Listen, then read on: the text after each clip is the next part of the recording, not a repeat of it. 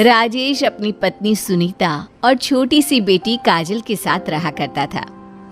राजेश की एक छोटी बहन भी थी जिसकी कुछ समय पहले ही शादी हुई थी, लेकिन उसका ससुराल भी उसी शहर में था जहां पर राजेश और सुनीता रहा करते थे।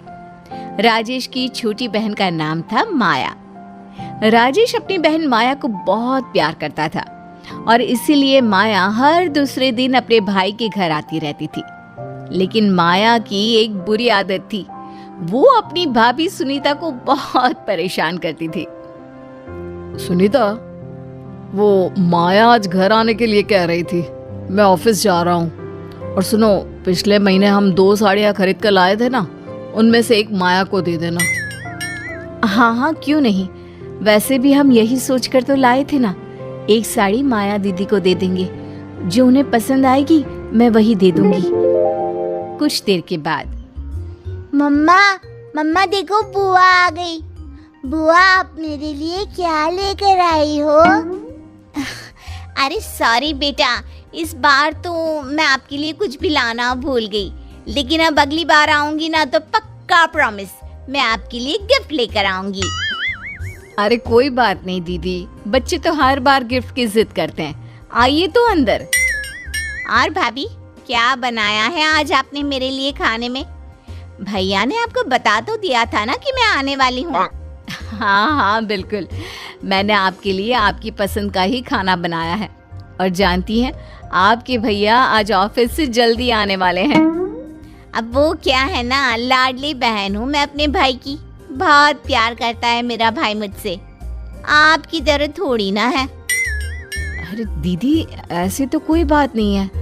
अच्छा ये सब छोड़िए, आपके लिए ना हम एक साड़ी लेकर आए थे, वो मैं आपको दिखाती हूँ। लेकिन ये 2 साड़ी है, 2 क्यों?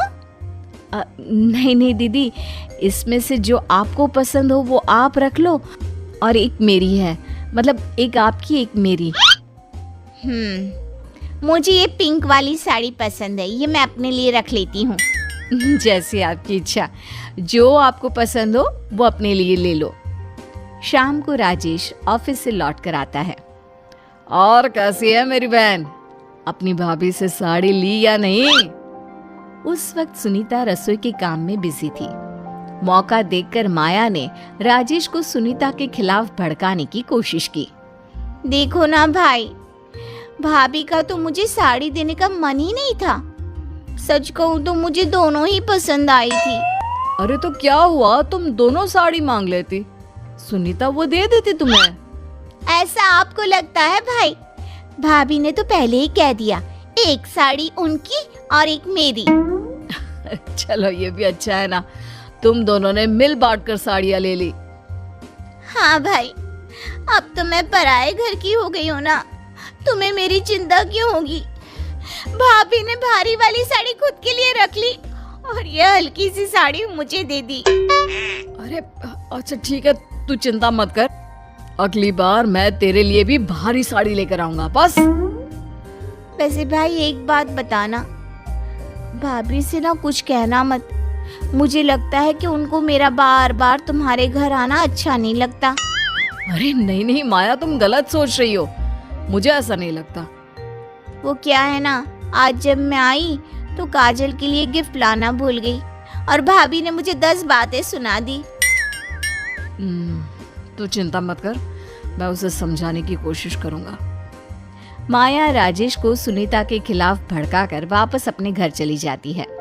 माया के जाने के बाद रात के समय, सुनीता, मैं तुम्हें इतनी सारी चीजें दिलवाता हूँ, किसी चीज की कमी नहीं रखता। कम से कम तुम्हें मेरी बहन के साथ ऐसा बिहेव नहीं करना चाहिए था। अरे लेकिन मैंने क्या किया? मैंने तो उन्हें उनकी पसंद की साड़ी दे दी, और क्या करती? अगर उन्हें दोनों साड़ी चाहिए थी तो दे देती ना, मैं तुम्हें और दिलवा देता।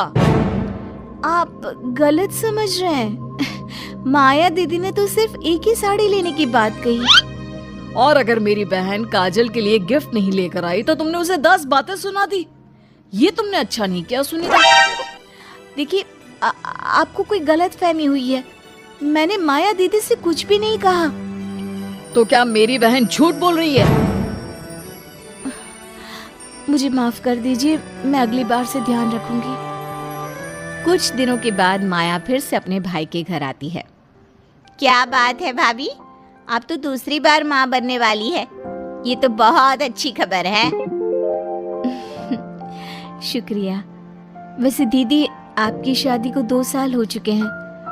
मुझे लगता है कि अब आपको अपना बच्चा कर लेना चाहिए।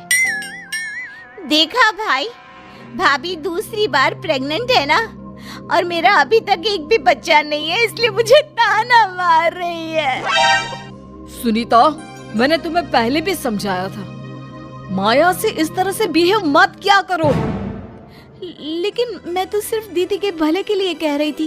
मैं सब जानती हूँ भाभी, आप मुझे ताना मारने की कोशिश कर रही थी।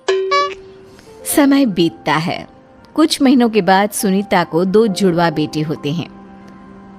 राजेश और सुनीता इस बात से बहुत खुश थे, लेकिन उधर दूसरी तरफ माया को डॉक्टर कह देते हैं कि वो कभी मां नहीं बन सकती। माया सुनीता से मिलने हॉस्पिटल जाती है। बधाई हो भाभी, आपके घर तो एक साथ 2-2 बच्चे आ गए। मेरी कोख सुनी रह गई। आपके डॉक्टर ने जो कुछ भी कहा माया दीदी, वो सुनकर मुझे बहुत बुरा लगा। तू चिंता क्यों करती है मेरी बहन, भगवान तेरी भी प्रार्थना सुन लेंगे। दीदी, भगवान पर भरोसा रखिए, आपके घर में भी खुशियां आएंगी। और ये भी तो आप ही के बच्चे हैं ना।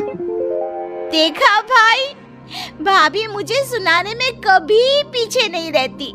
उनको 2-2 बेटे हुए हैं ना, इसलिए ताना मार रही है मुझे।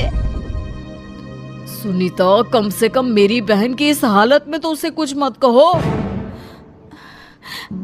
माया दीदी, आपको चिंता करने की जरूरत नहीं है। वैसे भी मेरे पास काजल है और अब ये 2-2 बेटे। मैं अपना एक बेटा आपको देती हूँ। ये तुम क्या कह रही हो? ठीक ही तो कह रही हूँ। हमारा आंगन बच्चों से भरा रहे और दीदी का आंगन खाली, ये अच्छी बात तो नहीं। भाभी, सच में आप अपना एक बच्चा मुझे दे देंगी? और नहीं तो क्या, आप मेरी छोटी बहन जैसी हो। क्या मैं आपके लिए इतना भी नहीं कर सकती? भाभी मुझे माफ कर दीजिए। मैंने हमेशा आपके और भाई के बीच में झगड़ा करवाने की कोशिश की, और आपने अपना बच्चा मुझे दे दिया। अरे तो क्या हुआ, बच्चा आपके घर में रहे या मेरे घर में, एक ही तो बात है। और इस बहाने आप मुझसे मिलने भी आती रहेंगे ना। माया को अपनी गलती का एहसास हो गया था। माया और राजेश ने सुनीता से माफी मांग ली।